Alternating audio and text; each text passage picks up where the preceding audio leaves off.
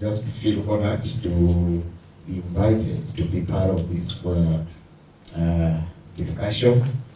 And as you might have heard, I'm coming from Mulanje Energy Renewable Agency, Mulanje Electricity Generation Agency, and the Mulanje Mountain Conservation Trust. So we have all these organizations working together. Basically, MEGA is the first independent power producer to be licensed by government of Malawi through MERA to do both generation as well as distribution. I just want to give a brief of the background to our institution. So we are saying MEGA stands for Mulanje Electricity Generation Agency, and the works for this establishment of the power system in Mulanje started sometime around 2008, where we did some of the consultations. This was at the background of the depleted environment of Mulanje Mountain. So Mulanje Mountain Conservation Trust is an endowment trust that is tasked with the work of managing Mulanje Mountain, conserving the biosphere of Mulanje.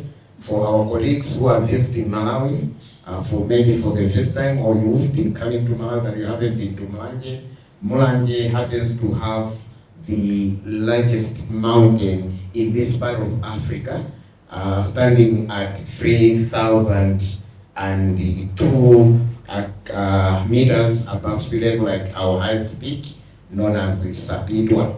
So this is a massive, it's a huge mountain, very beautiful. The weather that side is very cool, and it's predominantly our tea growing area. So this mountain has a forest reserve that was gazetted sometime in 1928, but then due to population growth and other activities, human activities, it started becoming depleted by the day. So Mulanje Mountain Conservation Trust came in to facilitate a process of managing these resources in a way that would benefit the communities. And one of the things that was identified as something that contributes to the environmental degradation is the use of biomass for cooking. So through another project that JZ implemented in the district, that's when we devised some of the energy-saving cooking technologies through Mulanje Renewable Energy Agency. So we have our 3 powerhouses, and one of the things that we identified was the use of electricity as a source of energy for cooking. So Mulanje has perennial rivers, quite a lot of them, and we felt this one is just running down. We can use the same water to generate electricity. So one of the rivers was identified to do this. This river has a capacity to give us 10 megawatts from our recent studies. And my presentation will focus much not on the history, but on the recent things that are happening and what we would want to do. So we have 3 powerhouses generating 220 kilowatts. That is our installed capacity, and we are servicing 1,618 customers. We are using a prepaid metering system, and our customers, just as Community Energy Malawi is doing, they are into 3 categories. The business customers, currently around 400, and they are the social customers, 80, like the churches, the schools. We are connecting 10 schools, 8 primary schools and 2 secondary schools at the moment, and a healthy center, and 1,200 as our domestic customers. And there is potential, as I've said, to generate something around 6.5. We have partnered with the Virunga Power. It's a Kenya-based company that is into mini-grid development. For them, we're looking at the expertise in managing bigger systems. So we are moving towards that, and our potential customer base for our system is around 10,000. We have already done studies around the areas where we can connect, and it's at 10,000. We have our expansion concept in 3 phases. The first is to optimize the operations as it is at the moment, diversify the customer base, as well as stimulating the productive use. So 2,200 potential customers. These ones are the ones that have already wired their houses, and they are waiting for connections. And these are the ones that are within the 50-meter radius to our grid. So we also have done some pilots on electric cooking, because we wanted, that was a pilot on electric cooking for rural households in Malawi. When we tried to find out data as to how much electricity is required for one to cook like our loved simmer, we couldn't get that data handy. How much would that cost? Because we have been arguing when we stand on these podiums. We've been arguing to say electricity, cooking with electricity is cheaper, but is it cheaper by how much? How do you justify that? So we've just done our electric cooking pilot, where we managed to set up some smart meters in the respective households that used to transmit the data. The moment they switch on their hot plate, that one will send us the data. So we should be able to know how much they have consumed, how long it has taken that cooking process. In our second phase 2 is we would want to expand the generation. As I've said, we are 220, but we're going to 6.5 megawatts. Our thinking is that with the 6.5, 4 megawatts will be supplied to the national grid, whilst the 2.5 will service our 10,000 plus customers. And our third phase will be to drive the impacts. We now have to look at how lives are improving, and again, how to operate this our system sustainably. At the moment, if you ask me, we are still banking on some other support, because what we're getting per month from our electricity sales at the moment is still low. It's around 3 million kwacha. And the 3 million kwacha is not enough to pay for the workers, for the maintenance costs and those other costs. So we still rely on other support. But if we happen to connect 3,000 customers, that would mean a break-even for our system that could be able to finance our operations. So far, we have completed some tasks, and we have also other tasks that are pending. These are on our existing operations, as well as looking at how we would want to do this, the 6.5 expansion. So we have already done the pre-feasibility studies, and we have already submitted our interest to Power Market Limited to be considered as an entity that is ready to supply some electricity to the national grid. And we have also done some environmental project briefs, and these have already been approved. We are very thankful to the Department of Energy because in all our works they have been there providing some policy guidance. On the expansion benefits that we are looking forward to seeing is that there are over 40,000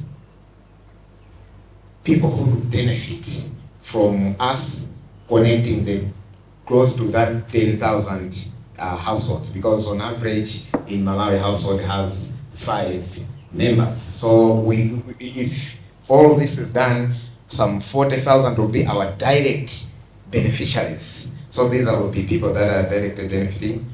We also looking at our base load to be able to manage the productive use activities. At the moment, we have 8 maize mills that are operating from our system.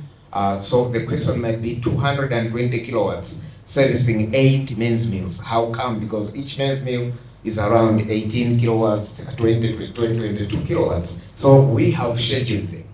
Not all of them operate at one time.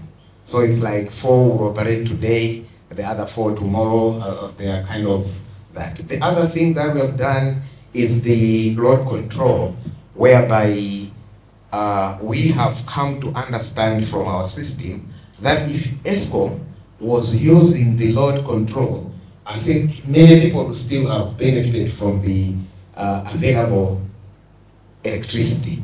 Because when someone buys like a hot plate and plugs on connection, we offer that which can only support lighting, phone charging, the TVs and what have you. That's about 1.5 kilowatts. So when somebody buys a kettle or a hot plate and plugs in, the system trips off. So that one will call us to say, I bought this, but I cannot use it. What is happening then? We have to increase the load to 3 kilowatts. So the moment we do that, they should be able to plug all these appliances and use. And that has helped us to expand in terms of our customer base, because we're using the same little electricity that we are generating. We have also interest in carbon offsets. Through this e-cooking, we feel is something that we can do. We are also interested in understanding from the Mulanje Mountain Conservation Trust's perspective how many trees we have managed to save over time through this project. We're looking forward to 250 full-time jobs and some 400 construction jobs, assuming our project for expansion has been approved. Maybe the other question will be how many at the moment are full-time or are fully employed by Mega. The number is 36. So we have 36 employees at the moment who are fully employed under Mega. That map gives us our, I was talking about where we would want to expand. So these are the villages that surround Mega, and we would be going to, we are interested to expand, because at the moment these are only the villages that we kind of supporting.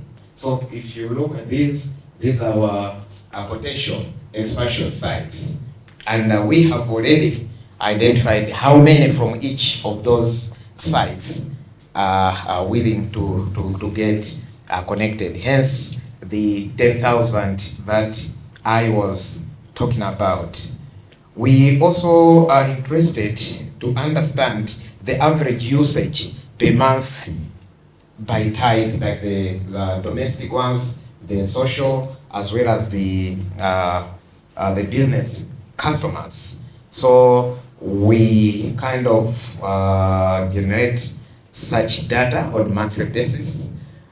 Within this data is something that we also share with the regulator time and again, because every month we have to, every quarter we have to provide data as to how much electricity we've generated over that time. Just to give you an example, I was checking with our generation guys to say in the month of March, as of today, how much electricity in total have we managed to sell. So we are at 34,836 as of today for the month of March. So that one again helps us to look to possibly help us to understand where we are going and what needs to be done to make our system reliable as well as trusted by the people that we are servicing.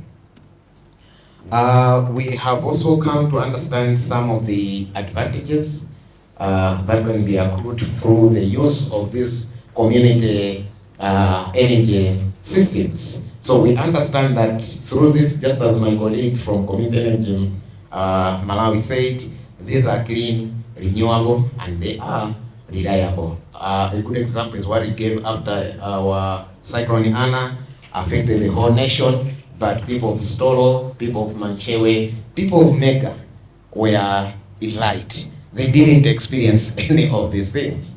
One, because it's a small system. Two, maybe the design that is there. It's of low cost and on the base load power. You're also looking at the low environmental impact. You're looking at it's something that is attractive to your utility off takers because the system in itself doesn't demand quite a lot. And as a country, just as the officer from the department mentioned, this is where it's hugely untapped at the moment. And it's something that maybe government of Malawi and through forums like the one that we're having here can support to ensure that many have access to renewable energy. And just as we have said, it's a good choice for 24-hour supply.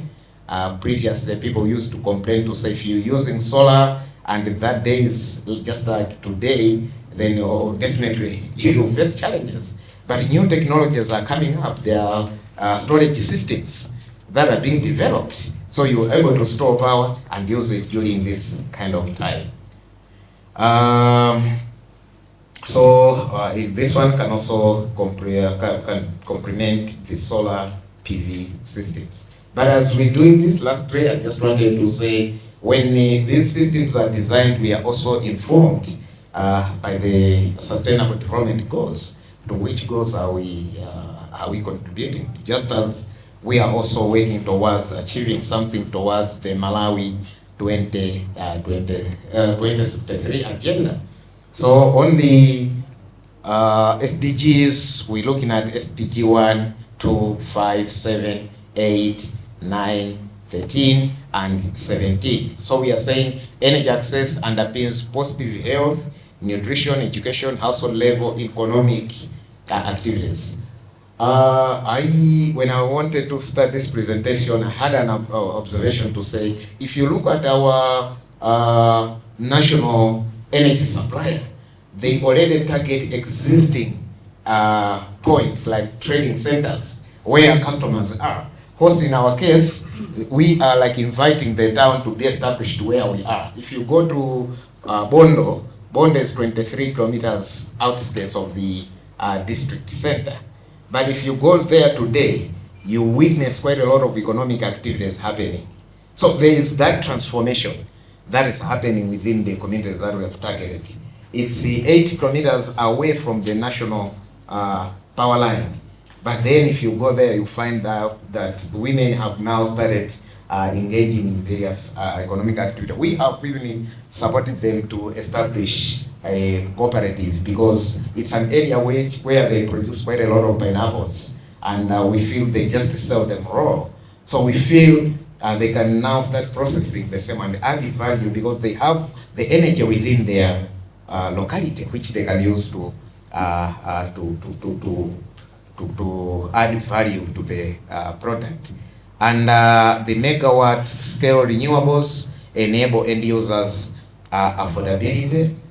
We are also talking of utility scale energy solutions can support productive use and industrial growth in rural areas, creating a vicious economic cycle. And this increased green electrification substitutes harmful to substitute the harmful biomass, the fossils that we already talked as contributors to the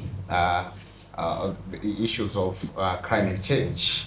And the small hydro and grid projects create many direct and indirect jobs, just as I gave some numbers to that. Thank you so much. That's what I had to share with you this morning.